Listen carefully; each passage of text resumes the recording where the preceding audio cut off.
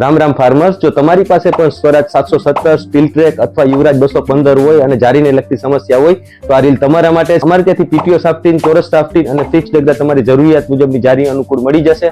જેમાંથી હું તમને આજે પીટીઓ સાફ્ટીનના થોડાક ટેકનિકલ સ્પેસિફિકેશન વિશે સમજાવીશ. આ ડગરા જે તમે જોઈ રહ્યા છો તે પીટીઓ સાફ્ટીનના ડગરા છે. ડગરાના ટેકનિકલ સ્પેસિફિકેશનની વાત કરીએ તો બંને બાજુ 1-1 ફૂટ સુધી લાંબી સાફ્ટીન આપેલી છે. બધું જ મશીનિંગ વર્ક સીએનસી અને વીએમસી દ્વારા કરવામાં આવેલું છે.